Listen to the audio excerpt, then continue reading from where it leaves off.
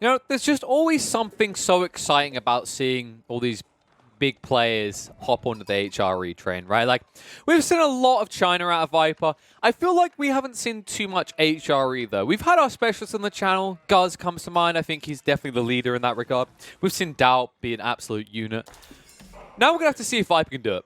And he's going to have to do it on Confluence against a powerhouse rush-type nation, right? Because he's going to be up against France. Now, Hammer, I'm sure someone else will probably know. I wasn't able to quickly, at a glance, find out if this was a Smurf. I've got a feeling it is, because if I recall correctly, when I last checked, Hammer, he keeps appearing against these high-level players, and I think he is.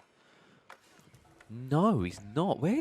I don't understand how this guy keeps getting so many high-level games, considering that he isn't in the top 100. At least not from what I'm seeing. So, Hammer, yeah, both of his accounts are 184 and 186. So they are closely linked together. They're basically sandwiching Aussie Drongo. Actually, looking at the board right now, funnily enough.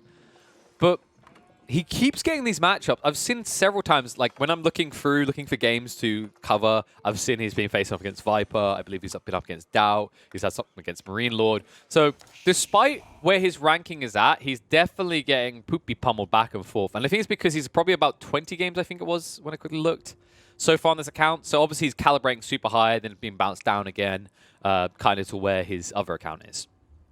But let's see if he can beat the Snake. He'll have to apply the pressure early. And it looks like dock-wise, they are both going to be on the water. Hammer is a little bit quicker. Now, I'm not sure how long Viper will be able to utilize this, because remember, he's up against France, and we all know what France and water means. It means as soon as he hits that feudal, you're going to be staring down the barrels of giant Hulk ships.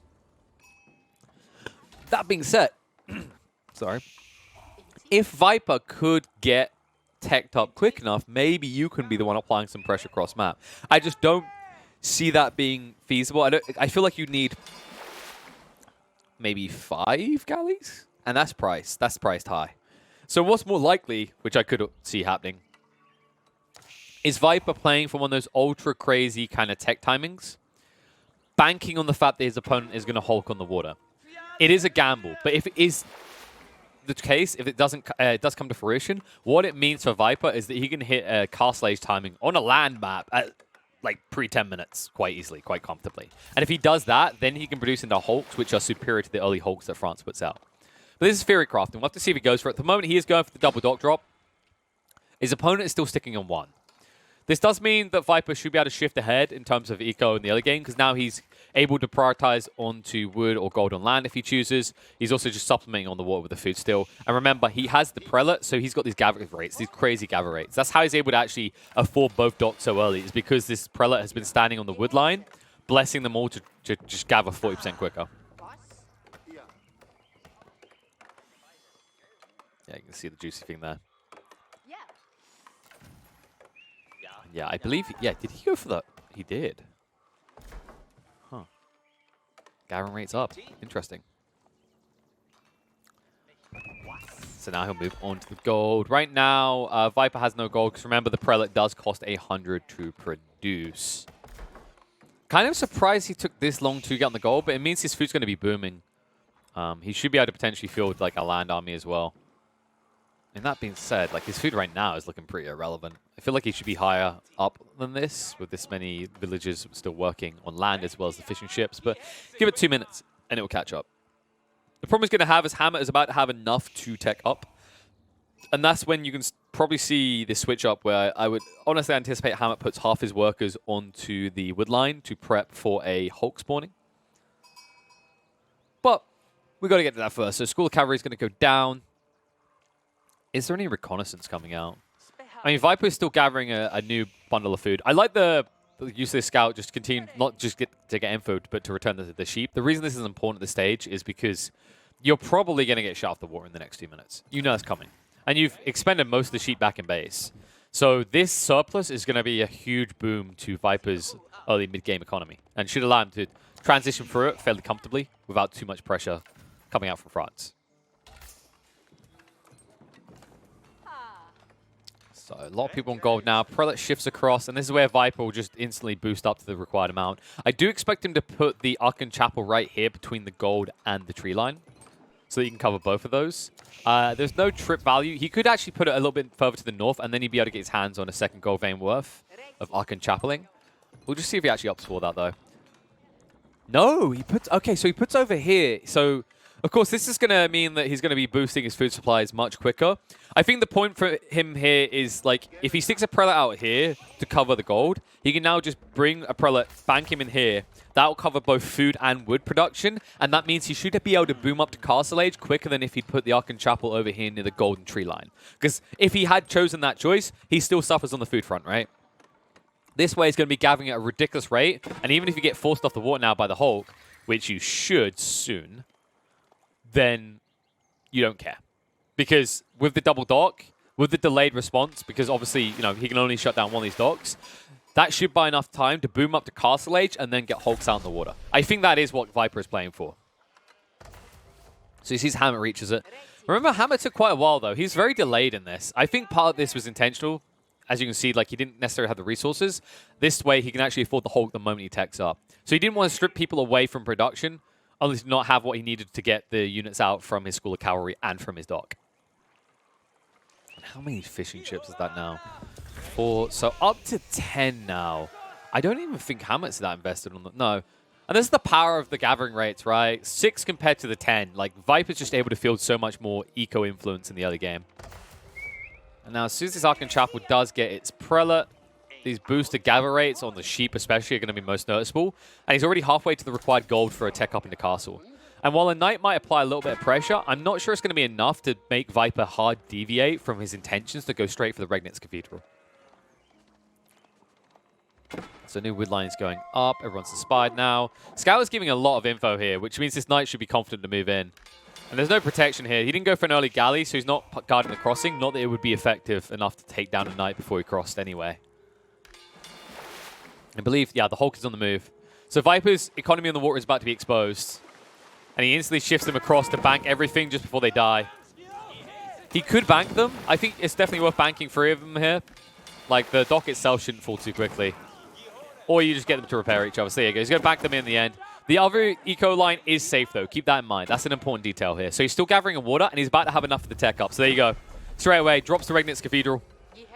This could have been a potential game where we might have seen the alternative, the palace that allows you to produce 5 units at once.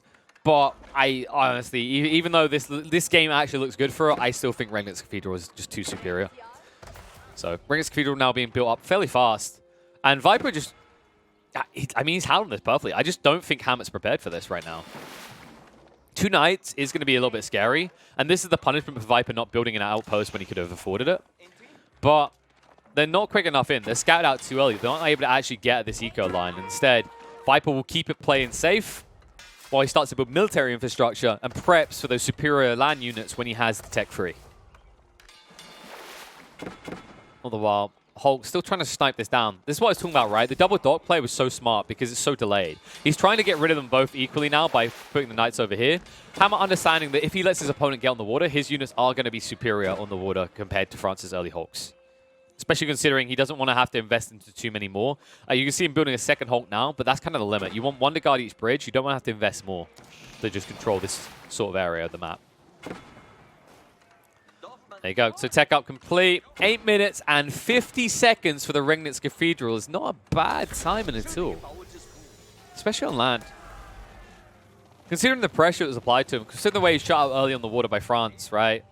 He done very well to eke out a lot of timing before that occurred, though. So you really have to give a lot of credit to that. And in the meantime, look, the Prelate's already on the move to start gathering these relics. So it'll start to trickle in a crap ton of gold. And that'll allow him to start fielding quality units. Whether he chooses to go to the Spearman for choke points, or maybe he's thinking more of the Man-at-Arms. Yeah, so he's going to get the tech first. And I wouldn't be surprised if it's just straight into heavy maces and Man-at-Arms. Which will completely annihilate the Knights, by the way. In terms of cost effectivity. Speaking of those Knights, they're going to be very sad.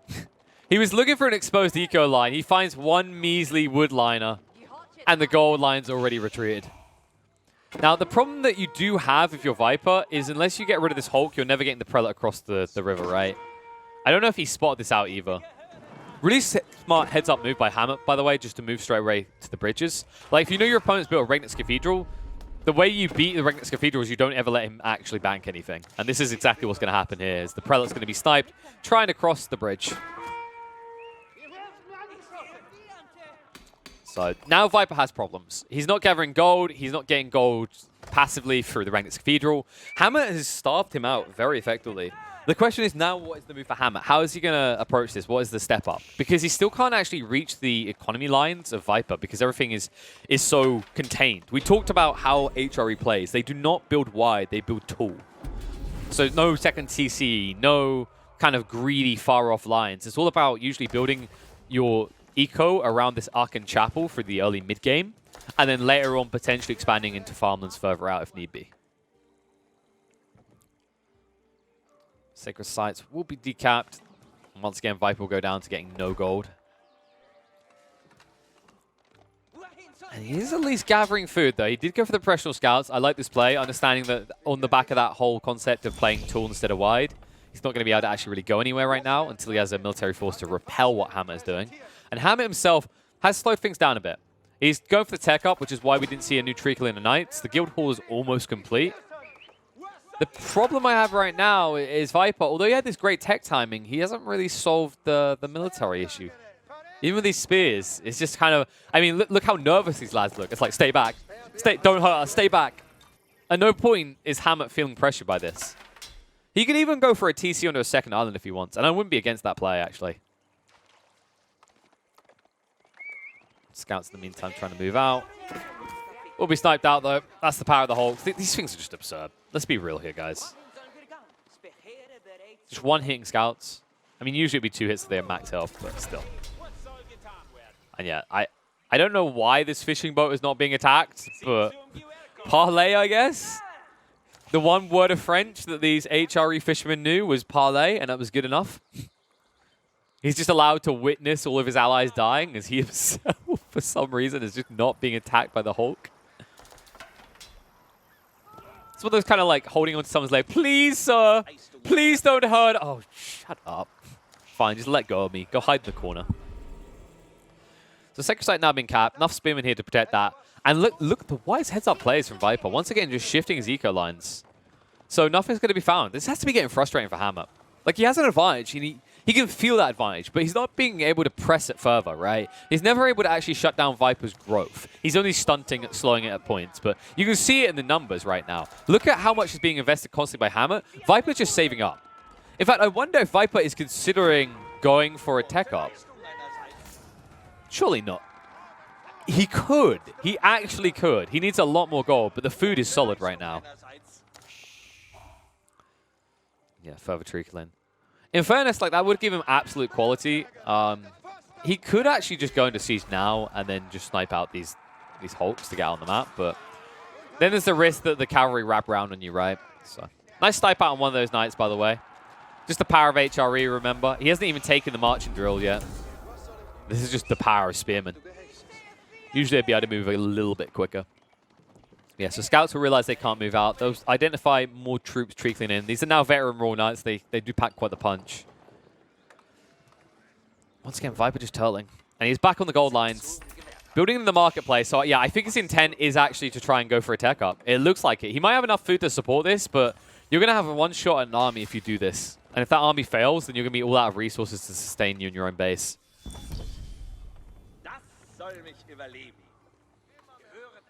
So, a mass of food. What did he spend the gold on, actually? Okay, yeah, so he's going Springles. We said this was going to have to be the solution, right? Because you're playing Titans close, like, as long as you don't get forced out into an open field, then the archers, the horsemen, like, all this crap, it doesn't matter. Like, there's no advantage that the French player will have here when you're turtling like this as HRE.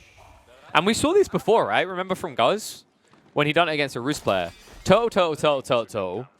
Let him keep throwing himself at a pointless battle and then overwhelm him. The thing I will say about Hammer is he's not being baited in by this right now. He's not running troops in and losing them stupidly, right? He's not just losing a quarter of his army here or a fifth of his army here. He lost one knight so far from this kind of rotating around the map trying to, like, frustrate Viper's eco lines constantly.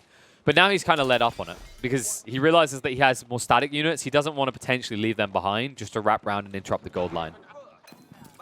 The worrying part about this, by the way, is like you now see your opponent's go Springles. You know he has plenty of gold back here with double vein close by.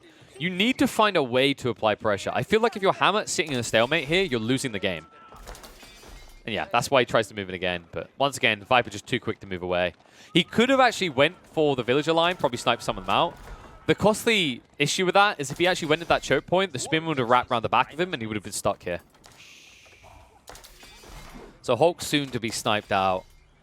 I don't think there's much value on the water left here. I say that. There's still a few thousand food to be gathered. Yeah, so honestly, getting rid of these Hulks, you can go back on war if you want to as Viper and boost your food economy further.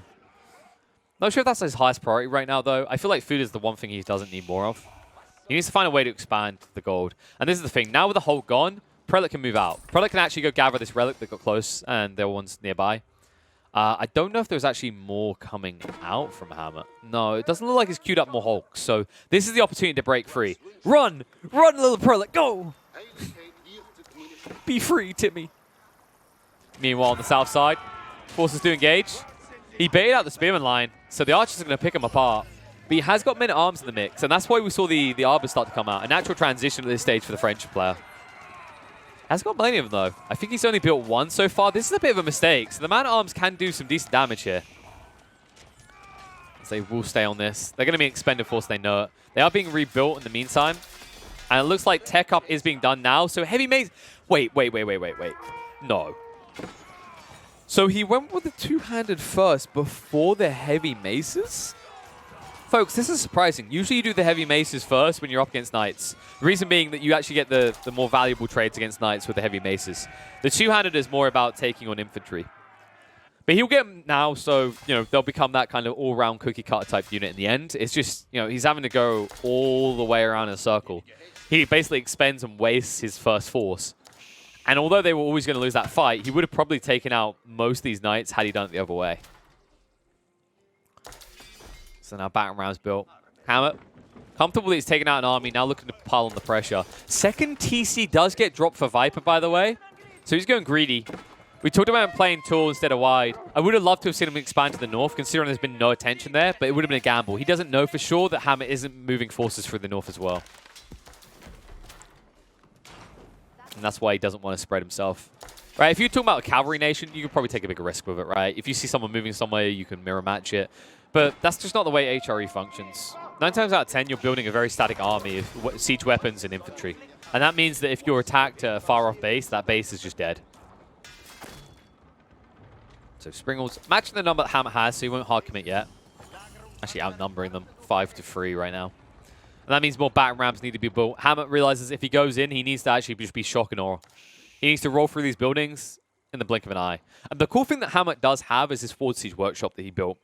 So he's able to actually reinforce his own Springles fairly fast. The problem is he has to eke out the advantage now. And we know that the current eco state, Viper has the advantage on producing these. He constantly has the required amount to get the Springles out right with the wooden food. And he's going to start boosting that more, right? Because he's got one banked relic. He's got a second one coming. So this is the recovery point. Hammer done a great job of shutting out Viper, but now he needs to shut him down. Moving in. Motion repairs delays them. And this is valuable, the Springles sniping out, the battering rams, one's already down. And the racks, they're being used for research. They're not going to produce more units, they're just going to be burned. Except this one lad here. Springles moving in. The Prelate, can he get the bank? Oh, he can. He didn't even try for the wall play. Now they're going to engage. Prelate's going to be sniped out. Trying to hold their own. And the Springles, they've sniped out most of the battering rams here, so they won't be able to see down the TC. However, is the man-arm army holding? They're not doing too bad here, in fairness. Still 3 Springles in a battering ram. And that battering ram's about to disappear as Viper gets rid of it. He needs more troops out. He's producing them, but slowly. And now they can rush towards the Springles if they want to. Keep in mind, most of the melee units are gone, though, so they don't take them out quickly. And his Springles have been traded out. Hammer only having one left, and that one has been backstabbed by the man-at-arms being produced. So the Knights will wrap round.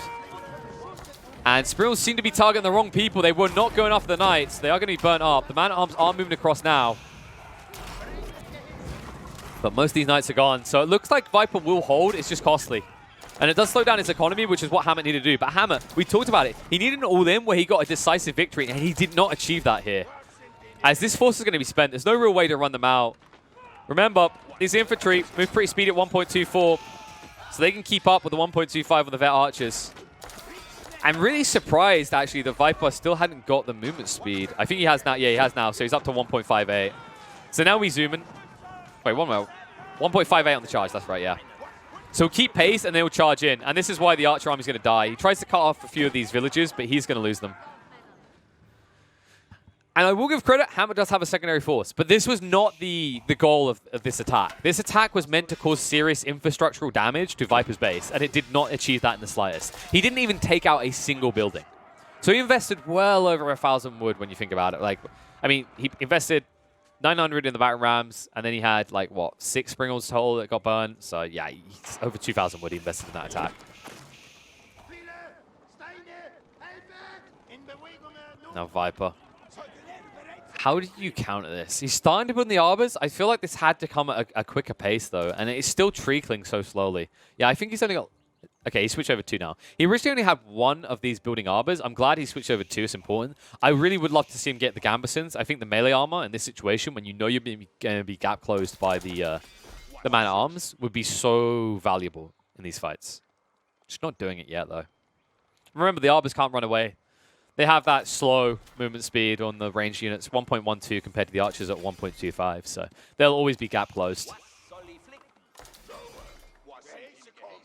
Now, I don't think Hammett knows about the second TC. Despite how deep he went in the base, I'm not sure. He might have just about got eyes on it as he skirted around the siege workshop. So that has to put a little bit of pressure on him, right? He did go for a second TC himself. I'm pretty sure if we look at the eco count, it's 71 on Viper. Hammett is at 81. The problem with this advantage is it doesn't feel that great against HRE. Because remember, HRE, it's quality over quantity.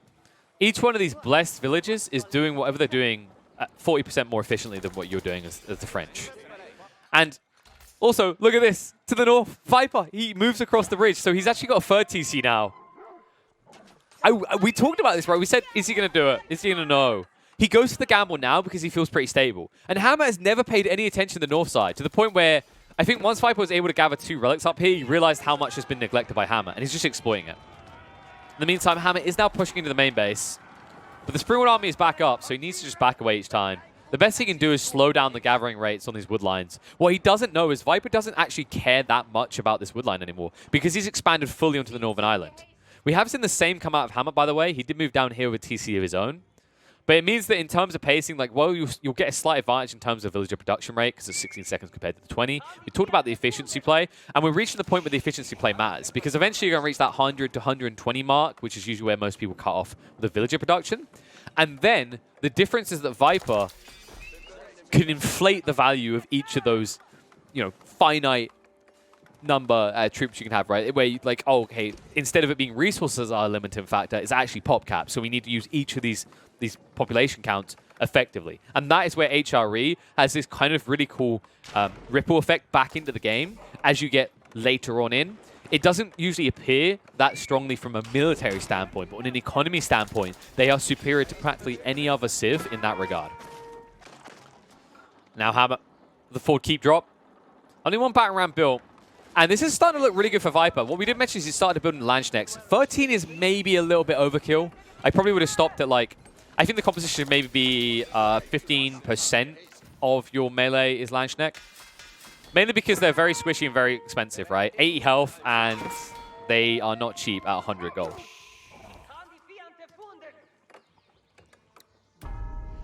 Meanwhile, capture on the north side. This is a...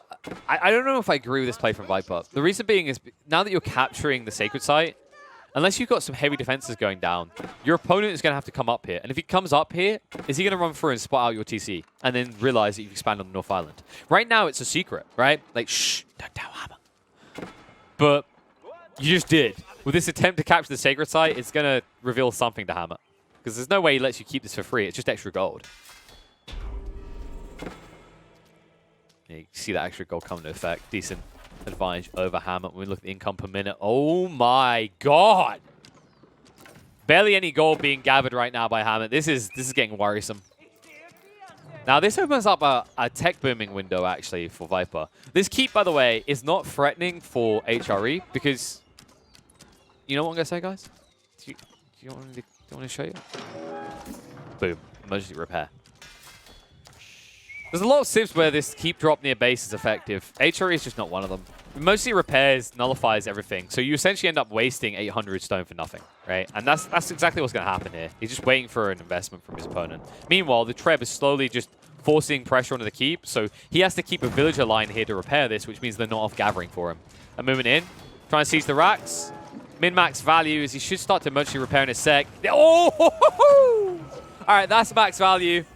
Literally on fire and 10 HP left, I think it was. And he gets the repair. And that means they're going to move into towards the TC. The Springles are here, though. Trebs are trying to hit into the keep in the meantime. And he's biding his time, but he's going to have to engage. They're forcing pressure on the TC, and here it comes. He sees how many troops are here. Hammer, he shouldn't be engaged in this, though. It's not going to work out well on this choke point for him. As he spreads out, so do the Lanchnecks, which means they're striking at multiple targets here. And these horses are falling quick. He's going to expose the Springles and move on top of them. Starts to burn them down. Doesn't even pay attention to the baton ram. Remember, he doesn't care about his TC that much right now. He doesn't even need to repair it, right? Like, his eco is strong. Even if it falls, he can just repair it later. So he moves out now with a man at arms. Retreat out for the ranged army. But he can gap close this fairly fast. The remaining knights are trying to regroup the main army, but they're unable to do so. The Trebs, in the meantime, I think they're changing targets here. And with the Horseman play, I like the switch up. You know you're going to be outmatched in terms of being up against the man at arms, so you might as well just hold him in place while you rattle him down with the crossbowman. And that's what he's doing. However, the main army is now coming, so this should force him to back up. He got a few good trades there, but he has to admit that he's outnumbered. Only 5 Lanchnecks left, though. So it becomes less lethal if you get rid of them first. No easy way to do so. The boom shoots around the side! Viper gets in! He finds the Hulk. He does substantial damage to the line. He doesn't get the critical mass of ranged units, but getting rid of the front line means that now Viper can finally push Hammer off his island. He'll keep chasing him down. And man, that's the baiting effect of demo ships, folks. It's not imp age. If it was an imp age demo ship, the whole army is gone. But it's still substantial damage that repels Hammer completely out of Viper's lands. And the chase down will cost him the Springles as well, and will cost him the infrastructure he left here. He's still building a few horsemen out, but now without villages, well, I say he's got these villages here, but they're stuck. They're a stuck investment, so they will eventually fall. In the meantime, the man-at-arms will make sure there's no more siege weapons coming out. Another chase back into the range lines. And this is the problem. They're getting good trades because Hammer is not microing them away. And he might be too late to micro them away. They're outnumbered now. Remember, the Arbors move slower. So as soon as you get that charge in, you're just going to wreck them. On the north side, just Fishermen working here. And the Palace of Swabi is being dropped. So nice move by Viper. He realizes now that he's a free TCs, although the alternative, the eco one, the town center that builds quicker and cheaper villages, is great. Why do you need it, right? Look at Viper. He's up at 82 economy. He got hurt a little bit in that regard. Hammer at 113 for comparison. But really, all he wants is a strong defense on the north side, so this expansion is protected, and then he can just prioritize pushing through the south. That being said, I love this sneak by Hammer. And the reason I love it is because look at the tree line. Look at this right here. I think both of them have this info. So Viper should have been wise to this, and he might get sneaked on the keep drop. Meanwhile, back in his base, Hammer has moved on his island. I love this move, right? We've seen how Confluence kind of starts to turn his slog when you get into the late game. And it starts to become who can actually claim the other island's resources, right? So Hammer, it seems like a funky play, or like just reallocating his keep villages which have failed their job. But it's actually, if he keeps them here and he starts to just extract this wood line, it means that if you go into that hyper late game situation, Viper is not going to be able to sustain on one island for very long if you force him back there. So I hope he continues that pressure. And look at this, another TC being dropped. So Hammer, I mean, he can kind of throw villages at the problem. I think part of the concept of this is so that he can invest 10 villages at a time into building a fort keep, lose them, and not really care. And that being said, this fort keep is going to go down. The Hulk spot it out too late. They will not be able to prevent its construction. There you go. It's going to guard the stone outcropping, so now Viper needs to find that stone elsewhere. He can go further inland, though, so he's not that bothered. And they can't reach the TC, so it's not the end of the world. It does give an entry point, though, right, for Hammer to potentially sneak over the bridge. And once again, just starts extracting the wood lines. Meanwhile, Hulk on Hulk's on the war. And with equal numbers, no stat upgrades on either, it looks like Viper is going to lose out his ships because he's not microing them. He just clicked them onto him, so he wasn't cycling them back and forth. I would have presumed it was because he was doing something more important elsewhere, but I just don't see what the important thing was. And with this double dock down here, this is where you can just build up a giant fleet and choke in your opponent completely. And then all he has to address is this northern expansion that Viper has, which, as we said... Wait, what am I on about? Palace of Swabby is the eco one. I'm an idiot, guys. Ignore me. Ugh, it's because it's called a palace, man. I don't know why in my mind I'm like, yeah, palace. No, it's, oh, what's the other one called? The Elsback Palace, I think it is. That's why I get mixed up. Yes, Palace of Swabby is the one we described before. You can see it right there, right? 12 food, 5 seconds to produce villages. So he did go for the eco alternative. In fairness, he was a little bit down on the eco count. This means he can just replenish at a ridiculous rate. And he can start to invest them similar to how Hammer has, right? Where he just sends them forward to try and build a keep. If he loses them, whoop-de-doo. If not, great. Speaking of keeps, that one was most definitely not a keeper. The siege weapons, Viper takes it down. It'll force the eco line back. Just Landschnecks now. I don't like this from Viper. Please tell me he's not just building solely Landschnecks. Oh. Oh, no. Honey, no. I mean, he is an Impage. They're a little bit more tanky now at 95. I just want to see man-at-arms, though. Not just, like, everything. No, no Viper. No, no, this is the bait. Viper, no. Oh, God. Everything is Landschnecks. No.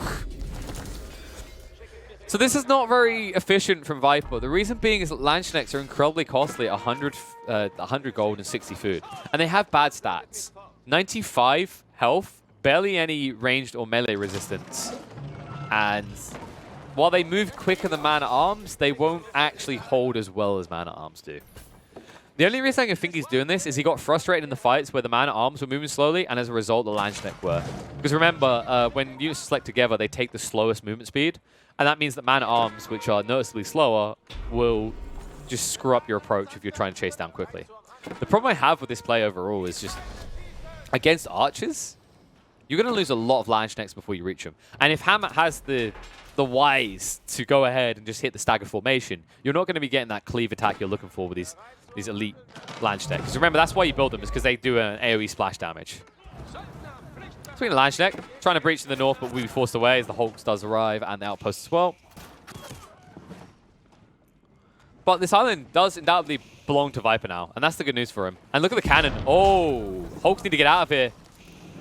They can't reach, remember. Hulks don't have the best range. He doesn't even try and snipe out the other Hulk ship. He's never got repaired at a dock, by the way. In the meantime, look at this move by Viper. He goes for the carrot play. We don't see this often enough, but this genuinely is the map for it. Because remember, you can move up and down these coastlines and just eke out an advantage by just shooting off all the exposed economy, right? Whether it's military production lines, whether it's actual eco buildings. You're going to find so much of it. I so love this play out of Viper. Carrot's just not utilized enough because I feel like a lot of people haven't clocked the way to use them. People just seem to assume that the carrots are going to be a replacement for Hulks. They're going to be the best of the best, right? They can beat everything on water and everything on land. They're not. They're a siege weapon. They're a fairly tanky and hard to reach siege weapon as well, we should point out. And that's where you find value in them. So he's going to start to strip control of the water away from Hammer and take out his docks. He's already moving down here with Hulks and the Carrack. And he will outnumber his opponent. Hammer's given up on building into this as well. Because remember, he's being sniped out by the Bombard. So Hammer now needs a secondary plan. And it looks like it's going to be Knights. Look how many he's got here, 15. This is effective because remember, Viper's only been building Landschneck the entire time. And we said how bad this is. Composite forces, folks. And he can easily be punished because he hasn't continued to build a decent number. That being said, what I will praise Viper for here is the amount of military infrastructure he has. He can actually pivot in a moment's notice, and that's what he's doing. Look at this switch up now. So now it's a composition of different units, right? There's a mix of veteran spearmen coming out, the elite man-at-arms, as well as the elite Landschneck. And I don't know how much this was him scouting out or him just feeling like he wasn't getting value out of Landschneck. But he will be ready for this force. He's producing them quick enough that without necessarily even seeing what Hammer has built, he's countered what he's doing. I think maybe he got eyes on the cavalry units crossing here when the Carrack was sieging down in this area, and that maybe gave him the tip-off that's putting him in this position to counter out what is coming from Hammer. So Hulk will fall.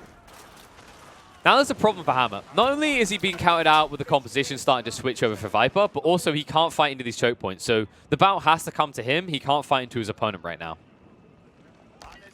That being said, Bombards might force him to at this rate.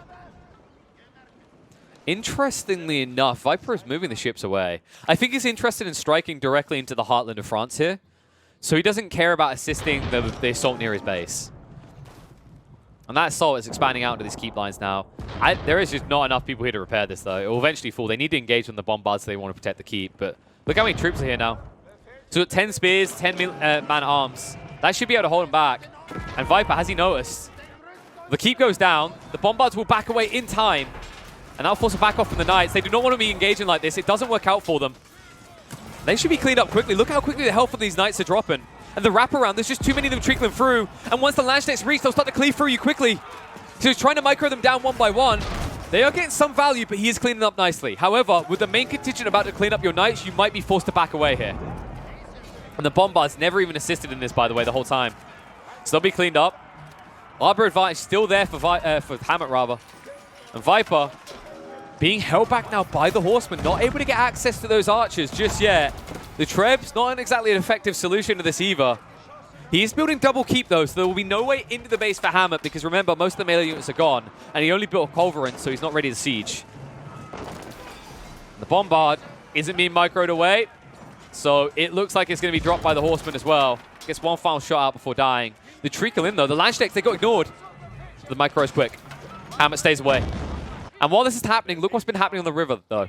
Viper's slowly been moving up here. He can easily cut this off, and if he sees all of this infrastructure, it will end the production rates of Hammett, in the military sense at least. Oh my god, the amount of villages on this island, 43 of them, in fact. So Viper, still holding. I think that's a mistake to not scout further in here. You don't have the best vision on these characters. I think that's one problem with them that can make them rough to use, remember, is like their vision, it feels somewhat limiting sometimes. You usually want, you know, a scout on land to show you what you're aiming at. But if he moves up right now, not only would he snipe the trickling in the troops, but he would also... Yeah, there it is. This is what I want to see. So he's moving in now. And he'll start to siege down this area. He'll also prevent any production in the main base. This will stunt the growth of Hammett's military a little bit. And also stunt it further when he starts to take down all these archery ranges. So now Hammett is on the clock. He either rebuilds his military production line further in-house, or he assaults. And right now, he's building a little bit, but it's just 2 stables at this point. And now Royal Culverin. Not a bad solution dealing with the Hulk. However, the Royal Culverin is in range of the Carrack. The Carrack just doesn't care right now. It's prioritizing going for the buildings. And I don't know if this is really the play. I feel like there's just too much value in getting rid of a Culverin here. Remember how priced these units are. They are not cheap. I will show you. Ooh. Here you go. So Culverins cost 1,000 resources. Another Carrack. Still just prioritizing the building, so we'll be able to get at least one of these. Meanwhile, the fight commences. Viper pushes in, hoping his opponent is distracted, but he's paying attention. And they back up the Arbors. The Horsemen do engage, but remember, they get that bonus damage against large, so they're not going to last that long. They try to wrap around, but you don't care. You have no ranged units if you're Viper here, so you're just going to slog through them and then push straight through. And look at this, the infrastructure. Now he's going to switch to the hand cannoneers. He's building the military infrastructure on this island to combat his opponent in range. And the Arbors will lose out against the hand cannoneers in a long slog. Choke point. Works out to Hammett's advantage. I like this small play. He knows he can't be overwhelmed in that small area. And that's why he's staying between his buildings as he retreats. However, he is always retreating. And there might just be too many troops here. They'll charge in now. They wrap rounds. They're burning the siege weapons as well. They'll move across. I might somewhat have him here. I think he's going to lose his force, but this is buying time that Viper's reinforcing. Look, the siege weapons move up. They target out the TC. He's starting to build in the hand cannoneers as well. And he's getting him away from these gold lines, these valuable resources. Because remember, after all this, after the turtle in the defense on his own line, and Viper is now starting to strip control away from Hammett. Because Hammett, he bled his island dry. And he had no access to the north. This is the only gold vein left in the entire map. This one right here. Everything in the north has been taken, has been spent by the power of the HRE. Everyone has resorted to trade at this point. And the problem for Hammett in that regard is he's resorting to trade on this island. So if Viper beats him here, he beats him everywhere. And with the amount of eco that is dying here for Hammett, I don't know how you're going to sustain this. Look at the current resources. Viper's a bit limited on the gold, but everything else is good. He's just clicking the buttons as quick as he can to produce more. And the Spearman spam is quite effective here. He's just cannon foddering it as he pushes his opponent further back and exposes more of his eco.